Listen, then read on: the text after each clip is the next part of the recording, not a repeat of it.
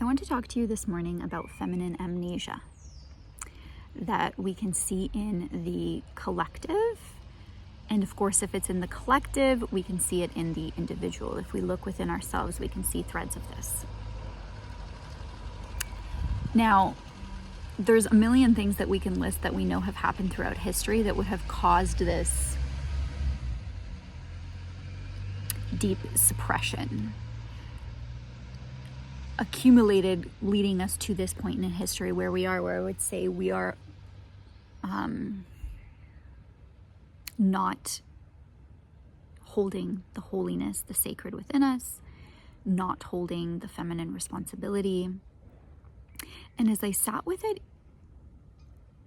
in deeper practice this morning, I started to feel this like depth of fatigue in my body. Like it just like, my whole body felt so heavy, and I had this like, like I'm just tired.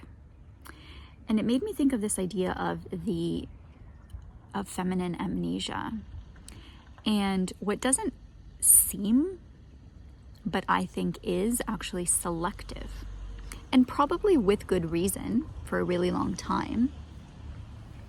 I'm thinking about movements of the church. I'm thinking about movements from medicine and developments, and just the direction that our society over hundreds of years has gone has really intentionally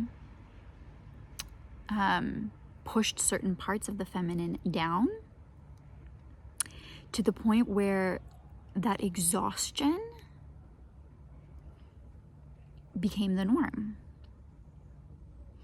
And at some point, it even switched from a conscious selective forgetting to now forgetfulness of this knowing, of this power, of this connection to the feminine is just standard. And when I felt this exhaustion, I could feel this part that is like, I'd really just rather not.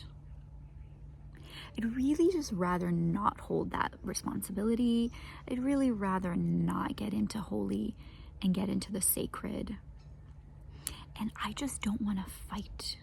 And I don't want to oppose. And I don't want to constantly go upstream. I'm just done. Can I just like get through this? And I encourage you to kind of sit with that spot a little bit of like, where are you just trying to get through things? Even if it's like, I just need to get through my day. I just need to get through this week to get to Friday. I just need to get through the sleepless nights with my baby. We just need to get through toddlerhood. I need to just get through sex right now. Like, I don't really want to, but like, we just got to get through it. Because it's the part of you that isn't fully committed to being here and to experiencing. And there is the part of you that's like, I just rather not.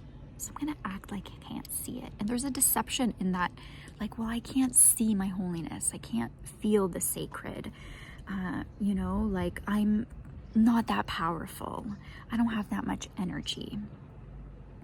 You can feel the threads of deception in that. But the other piece that you can feel the threads of deception in is in the exhaustion, in the I just can't even. I don't even have the energy left in me to fight this. Because it is more energy consuming to be out of alignment than to be in alignment.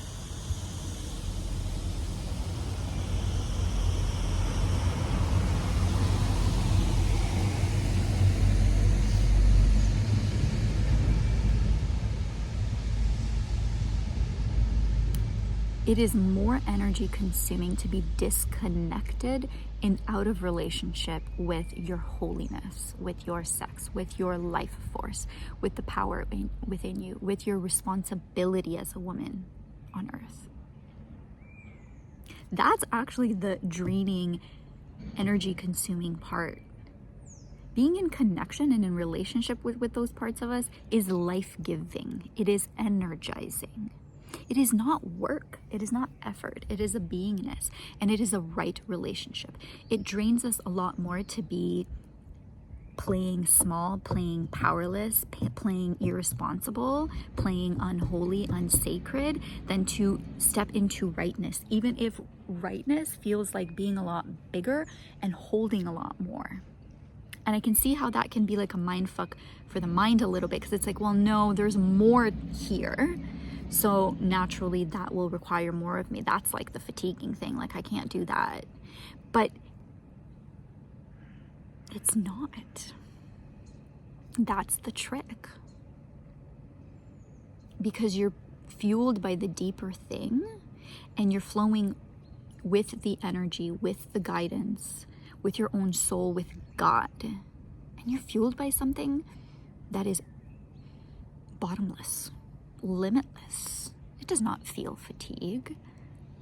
That is backing you. Versus when we're disconnected from that thing and we're using pure life force to be something that we aren't. And in the content of our life, this can also show up as, that relationship I shouldn't be in, that job that is not it for me, that I'm just trying to get through, where I live or how I live, or the relationships around me, or my behavioral patterns, my relational patterns, blah, blah, blah, blah, blah, blah. We can get into the content of it, but it's not really about the content. It's about the connection to the deeper thing, and the holding of the erectness in the right beingness, in like the trueness of your expression and of your essence, and that you're embodying in alignment, as opposed to pouring life force energy really hard to make something different, to be something other than what you are. And so when I felt this exhaustion, and I felt this part in us that, she just doesn't want to go there. She doesn't want to fight. I felt that. I felt it in my body where it was like, I can't fight. Like, I actually need to bow out right now. Like, I don't want to. And there was a time in history where that was true, probably. Just like in our patterns, we've developed them in our mechanisms and our defense mechanisms during parts in our life where they were adaptive, perhaps, for survival. But women, we are not in survival anymore. And we are not anymore going to be burnt at the stake, or exiled, or anything like that. We're actually in a really privileged time in history where we can be in that full expression. It is safe to. That does require rewiring, I believe, and I have compassion for that spot. However, there's transformation even before actually changing anything and seeing that it even exists inside of you. The outdoors is not cooperating with me right now. I thought it was going to be the quietest space to give this transmission that wanted to come through, but we're going to work with it.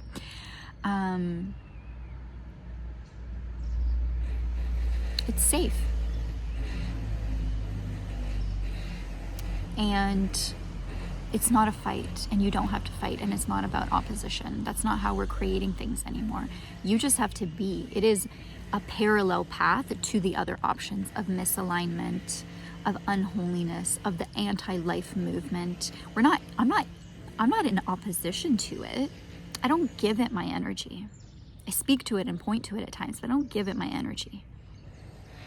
In birth, this was something that I had to come to as well, because initially when you start seeing all the fucked up shit in the medical industry, you think, well, I have to change it from the inside, or we have to fight against it and change it and all this stuff. And it's like, no, we're just doing things differently over here. We're just birthing differently in our sovereignty.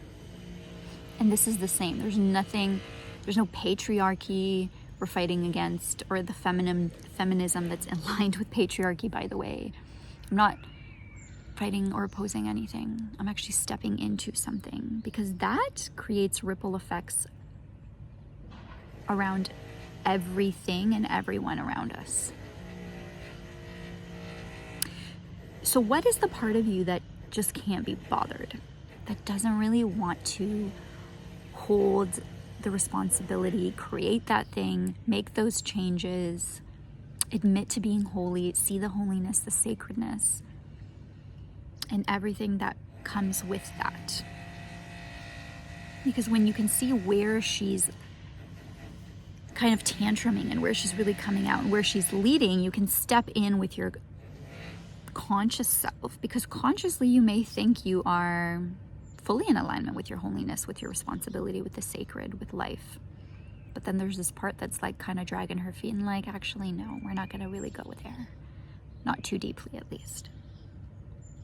And that's the part we need to kind of reparent or integrate with the rest of us and be like, I really get that you feel this way, but this is the direction we're going in. And get her on board to what is being built, created, and the embodiment and expression we're trying to step into. Because although there has been a feminine amnesia, and a selective feminine amnesia for a really long time, because of the remnants of when we needed that to survive, the feminine is on the rise, and women are on the rise. And this is not like a, we're so powerful, yay, like protest on the streets type of thing. No, I mean this to the depths of my bones of like, this is what the world needs right now. There's a rightness in our power. There is a stepping into a responsibility and a humbleness, not about who's more or less powerful or anything like that. There's a humbleness in what we hold. It's just true. And that will energize and nourish and get us in right relationship with everything else in our life when we can hold the truth of our nature. Thank you.